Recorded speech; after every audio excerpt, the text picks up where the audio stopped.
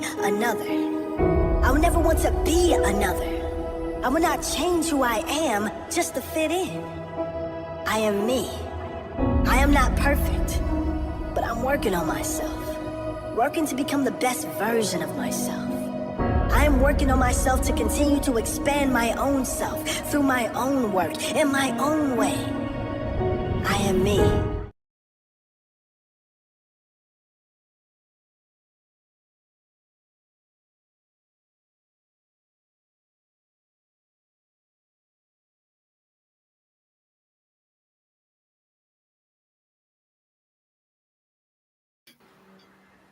Good evening, good evening, good evening. It is your girl Wanda Godsbratt coming to you with part 2 of our podcast about infertility.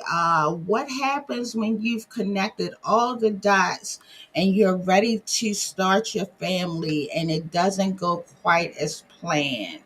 Tonight, I have with me a new friend, Matt Leitner. And Matt is going to discuss this from the male perspective. Last week we had Stacy on, and she was very, very candid about her experience with infertility and what it took to get to Tommy. And you met Tommy last week. So, Matt, tell us a little bit about yourself. Wanda, your intro is amazing. So congrats on those skills you have. Thank you. My name is Matt. Hello, everyone. I went to high school with Wanda, actually, and Stacy. And so I grew up in Baltimore, went to City College High School, did not have a traditional college upbringing at all. Eventually went to college, finally got a career. And yeah, I'm here to talk about the male perspective of, trying to conceive and what we go through too. Try to share that with any audience member that it might help. And I thank you for being willing to talk about this because I know it can't be an easy discussion, but I know you've over the years found a way to kind of substitute not having a human baby with your four-legged baby. Sure. I've probably owned 8 dogs over my life, including a Great Dane. So I went from a 180-pound Great Dane to a 20-pound Golden Doodle recently. Oh, okay. So now you went through the whole process. Tell us about, like, women are typically groomed to grow up. We're playing with our doll babies and we're Right. groomed to want children. Were you groomed in that way, or did you just have that natural paternal instinct and want children, or like what was your experience like from the male side? Yeah, so I was I did not mature very fast. I was a slow maturer. Let's put it that way. It wasn't until I got the career and the house that I felt secure enough to bring a baby into the world. Okay. It wasn't until my mid 30s, you know. Okay. So it wasn't until we were closer to our late 30s, early 40s before we actually both agreed we're ready to conceive. So we started late, and I never had that ingrained in my mind from a young age that I wanted children. In fact, I went into our relationship saying I didn't want children and then changed my mind. Okay. So I do try to greet my guests as they come on. My sister, Yeah, absolutely. Denise, said hello. Shamanda said hello as well. Hi, my loves. So you said that, how long were you and your beautiful wife Tara together before you decided that you wanted to have children? We got married in 98 and we didn't start trying to conceive until 2003 or 4. Okay. So that's a good length of time. So yeah, it wasn't until our mid to late 30s. Okay. Now, when you decided that you wanted to have children, did you think that you would have any problems? And when you weren't conceiving right away, what did you think the issue was? Or did you think there was an issue? Well, we actually did conceive the first time we tried the rhythm method, or trying to procreate while she's ovulating. Mm-hmm.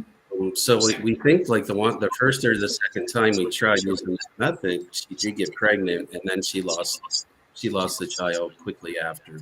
Okay. I'm sorry. So we didn't think we would have trouble going forward. Actually, the seed getting planted, but it was more about, how long could it hold? Would it Mm-hmm. stick? But we never conceived ever again. Oh, wow. Okay. So now, when you weren't able to conceive again, we, I, one thing I realized in talking to Stacy is that even because we rally around the women Yeah. when you can't conceive, and I was a jerk, unbeknownst to me. I think my story was how Stacy and I started talking about this was I had problematic menstrual cycles. I Mm, had endometriosis, fibroids, and cysts on my ovaries, but I have a child, and my child is 30 something. And every month I was going through, oh my God, somebody take these ovaries. I will sell my reproductive organs and blah, blah, blah, blah, blah.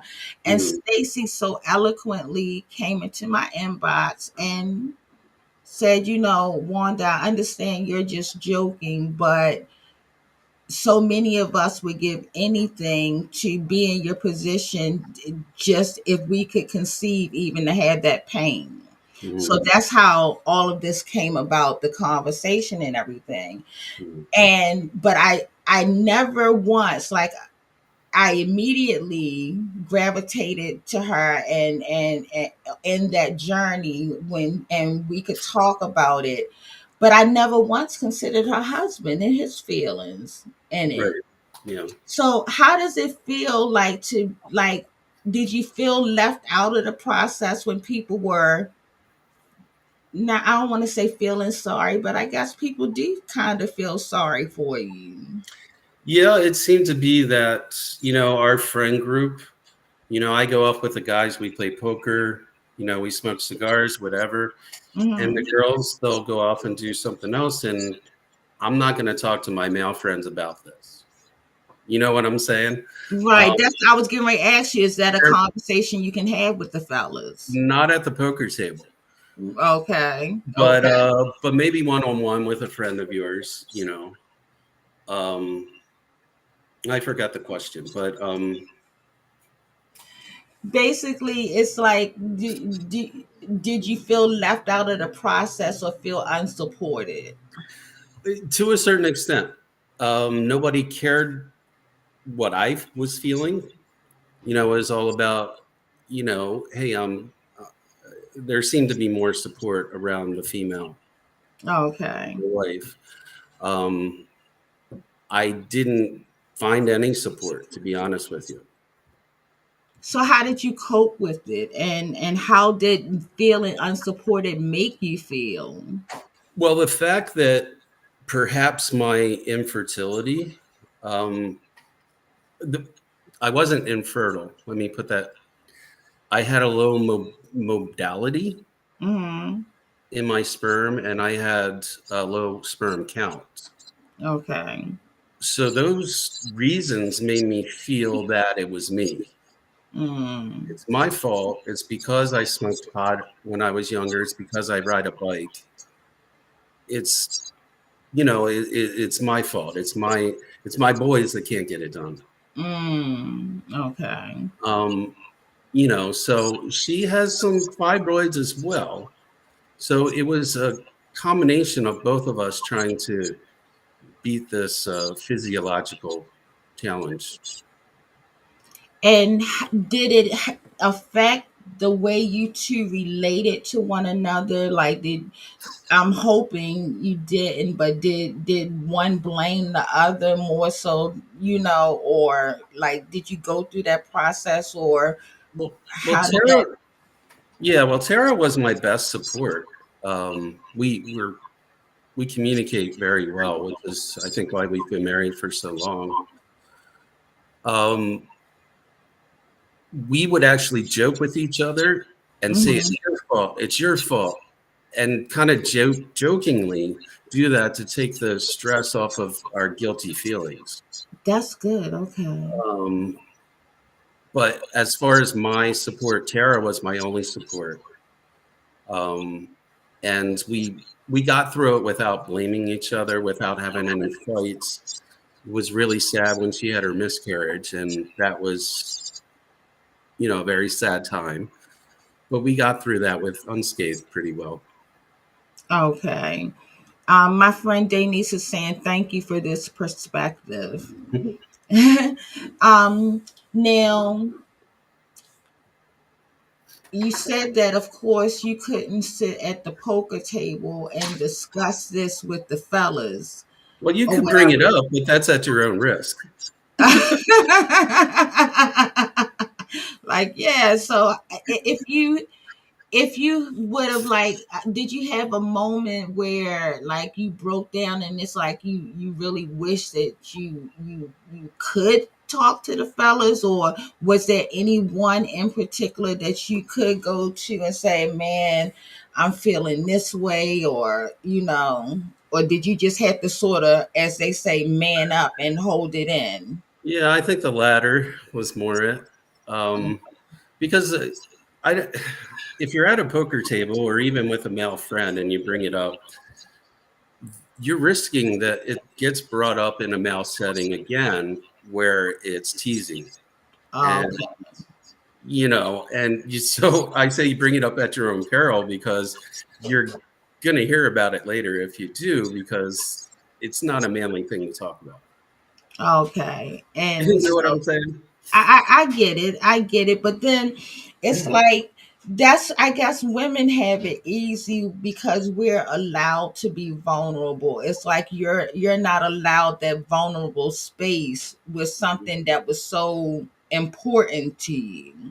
You know, and I feel like that's unfair. Like, um I feel like it's unfair that men are taught, like, like I said, that man up, men don't cry, and, men don't show emotion, but you're human too. Sure.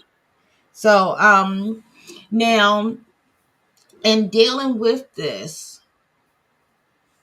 how did you learn, like, first of all, how long did you and Tara try to conceive before you finally said, this is not, and what methods did you try?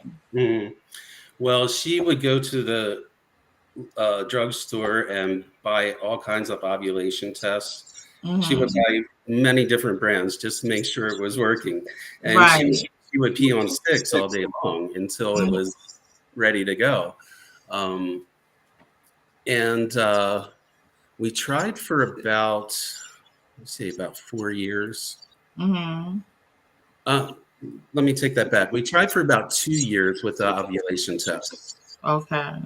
and I tried to time it right. We at that time decided, well, we're just not going to use protection. If it happens, it happens. Okay. And now we're too old and crusty. Not crusty. I love you, I swear. um so it took you how many years when you just said, I'm just done? Like, It was a couple of years because it is a lot of stress, and we wanted to alleviate that stress from each other. did it put stress on the marriage at any point in time? You know, I there was a feeling of inadequacy that we both held. We both felt guilty. Mm-hmm. And those dynamics can create some sort of shift in the force, but like I said, I think we got through it pretty unscathed as far as it affecting our marriage. Right. Okay. I love like that it seems that you two have a strong foundation of friendship. Oh yeah. Um and I think that's the most important thing. Like even in my own relationship, I said before anything we're friends. And then the rest of the stuff comes after that. And I think when you have that strong foundation of friendship and your feelings matter to me, you can overcome anything, in my opinion. Mm. So, but Yeah. yeah, now how do you channel your feelings of wanting a child? Like where do you put that energy now? Yeah. So now I'm kind of happy I don't have kids at this age right now, because Okay. if we would have procreated in our early 40s, then let's see, 50, I'd be about 58 when the kid would graduate from high school. Right. Um, Right. so it's kind of a blessing now because I have my freedom. You know, we don't have to rearrange our lives to someone else. So Right. it's a blessing now, and I'm kind of glad now. But at the time, I really wanted that kid. Yeah, You I can get it. I had my daughter at 21. So she wasn't necessarily planned, but I said she wasn't planned, but she wasn't an accident. I was on birth control pills, but I took an antibiotic and it lessened the birth control pill, and lo and behold, It's like so a pill and a condom, isn't it? exactly. So, but I have a lot of friends that reproduce later in life, and now I'm at that stage, like you said, you would be a certain age when the kid graduated from high school. Now we're at that stage where we're traveling and stuff. My child is in her 30s, and off doing her own thing. Yeah. But had I started later in life, I'd be worrying about, well, what am I gonna do? And now, I'm footloose and fancy free. So Like I I said, I matured very slowly. So it wasn't until I felt like I could provide for this child well enough mhm. before I even considered it.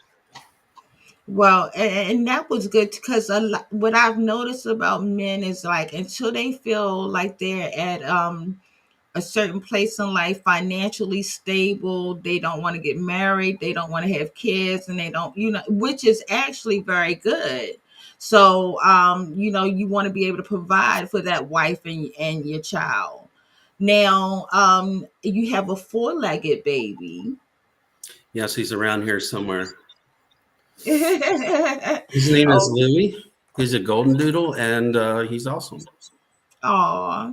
Now, Stacy was telling me that I believe you coach Soccer. a soccer team. Okay, a soccer team. Tell me about your children because you have a whole team of children now. Yeah, so I coached soccer for about 8 or 9 years without having a kid on the team.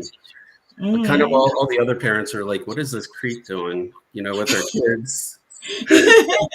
But I grew up playing soccer. I played soccer for 20 years. I learned more about soccer in the first year of coaching than I ever had play in the sport. Okay. And I love the aha moments most, where I could teach the children and they would get it. Those aha moments were worth it to me. In fact, I enjoyed the practices more than the games.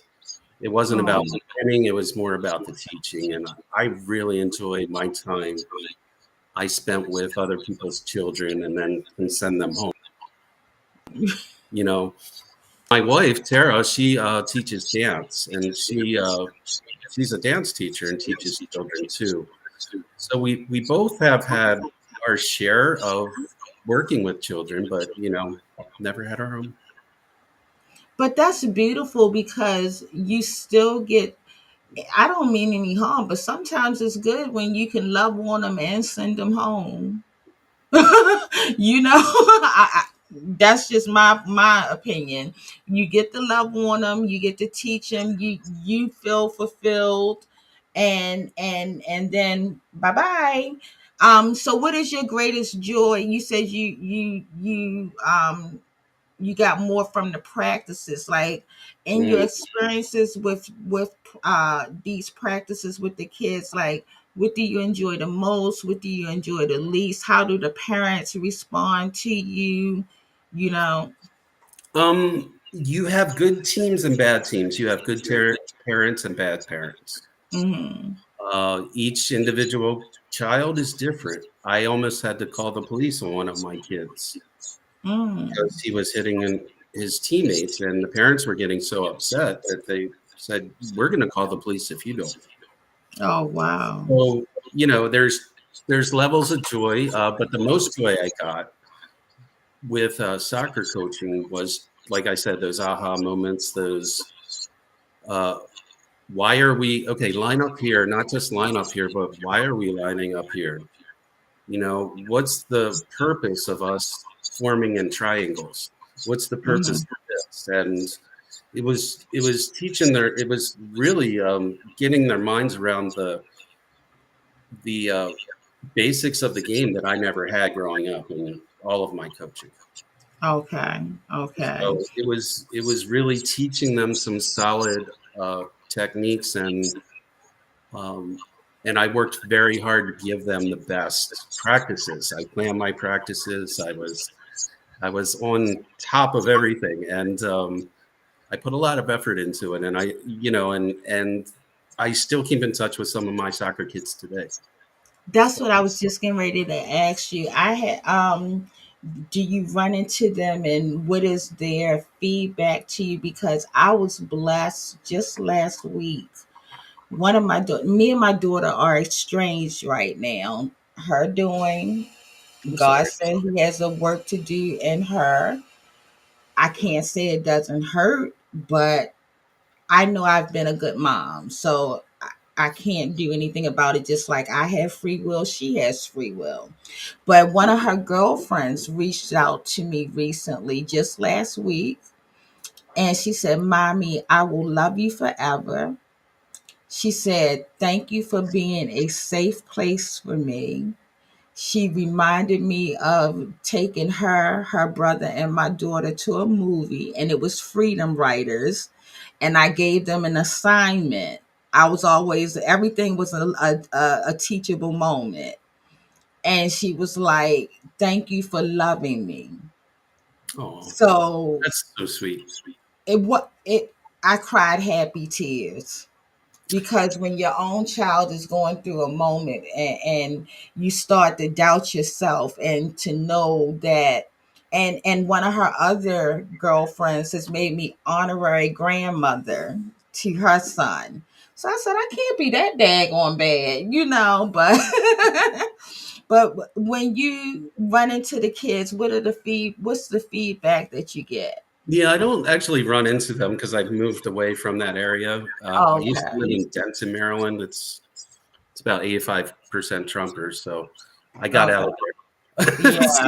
Thank you. Okay. um, but I keep in touch on Facebook. There was one particular player. His name was Ben. Is Ben? He ended up being a pilot, and he got in touch with me on my DMs and Facebook, and he said, "Thank you for teaching me soccer, but you also taught me how to be a man." And I think that was the best. That made me feel so. It feels so good just saying it. Right, right. Oh man. It does make you feel a special way, because when I say I cry, I was but Mess that makeup up. yeah, right, exactly. Exactly. But it's like, I don't know, like, so when you and Tara were going through, still trying to conceive, Did you go like try any medical intervention, or you just knew right away that? I mean, what did you do to try to, or Yeah. did you do? So we saw an infertility specialist, and the infertility specialist was pretty frank with us and told us our insurance was crap, Oh, and it's going to cost $15,000 each IVF. wow. So yeah, I had season tickets to the Ravens, but that didn't mean I was rich. Right. You know, I couldn't, we couldn't afford that. We had owned our own business.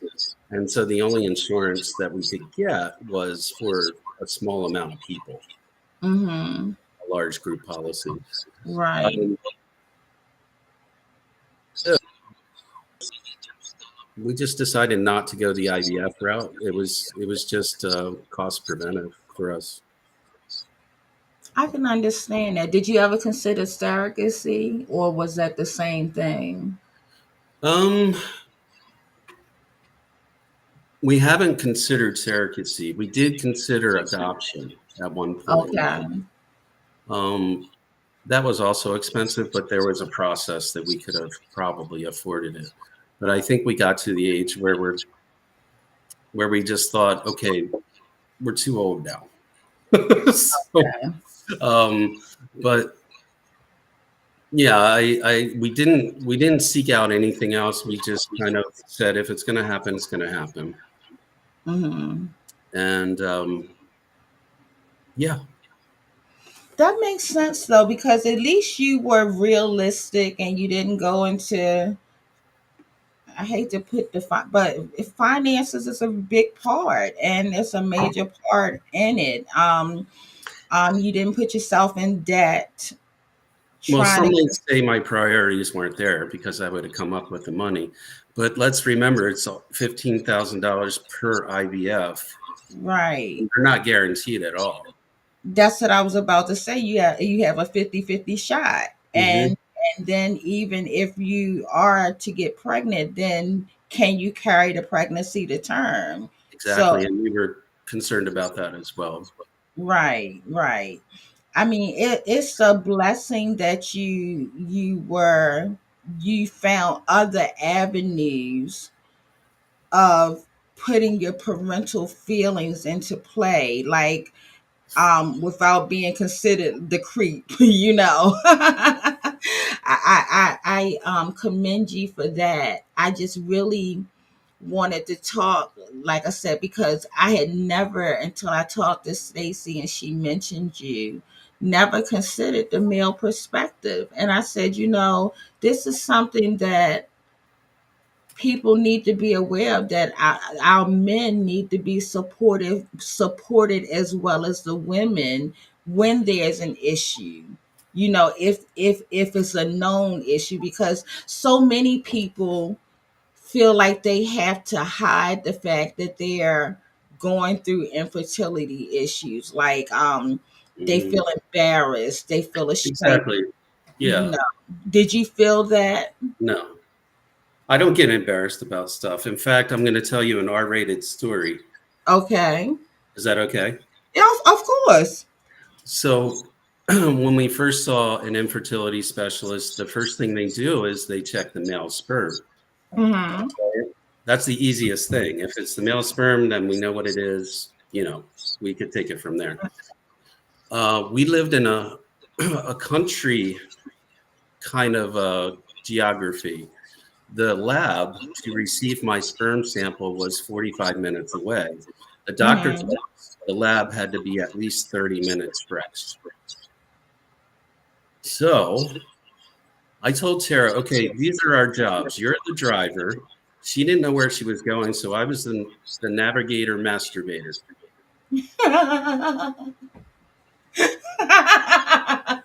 Okay. Literally. Literally, we had to get that sample there within a certain amount of time. And there was Right. no way.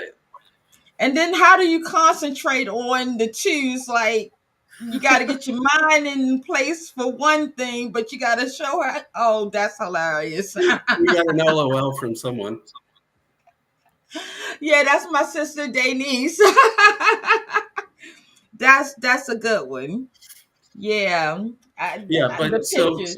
that just shows how much embarrassed I get. I don't get embarrassed about that I stuff. love it. I love it. But that's yeah, that's funny. Yeah, honey,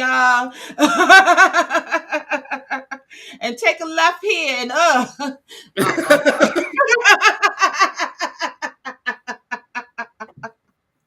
Oh my goodness.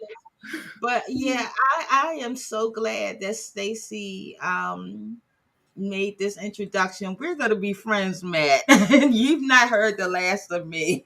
Well, I hope not. I hope not. You've not heard the last of me. And I just wanted to thank you so much for being willing to share the perspective. Is there anything that you would want any male to know or that's going through this, like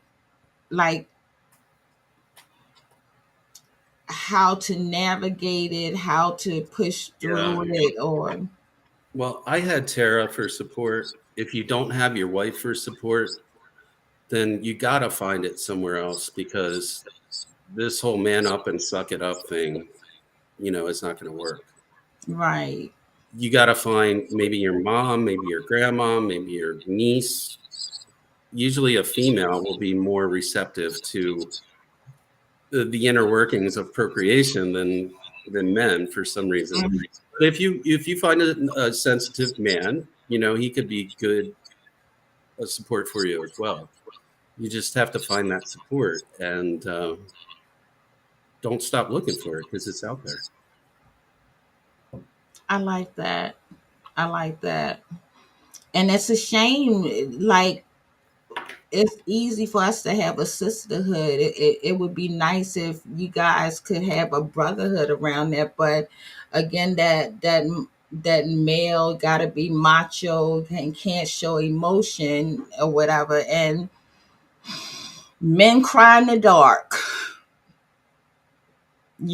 So but I just want to thank you. I'm not going to hold you forever and ever, amen, but I just wanted people to realize that men have feelings too in this scenario, and your feelings matter.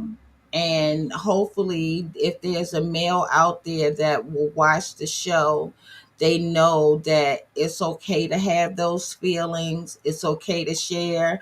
And like you said, even if you have to find a female counterpart to share your feelings with, hopefully one can be your spouse or your partner. But like you said, mom, grandmom, whomever that you can find the support from, it's okay. Did you seek therapy? That's a question I didn't think to ask. Did you seek therapy? We've been to marriage counseling, but not for that. Okay. Bridget Yeah. said this is such an important topic. If any men are going through this right now, they can certainly connect with me. I'm happy to share anything they want with them. I know I'm a stranger, but I'll offer my support as well.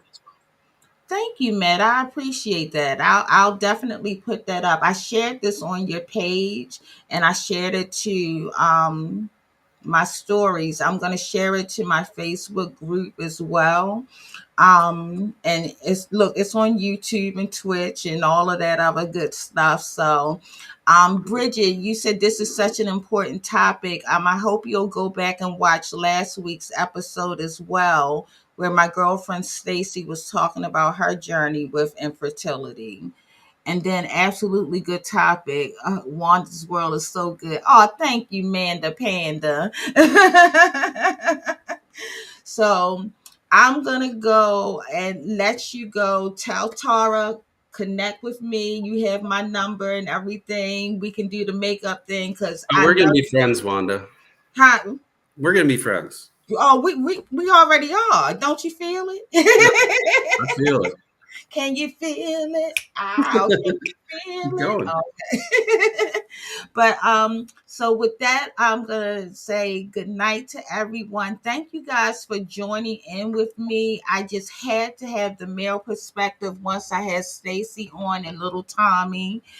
In this case, we didn't end up with a little bambino, but we're okay because we have a four-legged baby, That's right. and we have freedom. That's lots right. of Freedom is lots worth of it. That friends is here. priceless, I mean to say. Exactly. They said lots of friends here. So we will definitely be connecting. And I thank you, Matt, for agreeing to come on. I appreciate you. And you haven't heard the last from me. Right Call on. me anytime. Thank you, Wanda, for doing this important show, and peace. Peace and blessings. All Take care. right. Bye bye.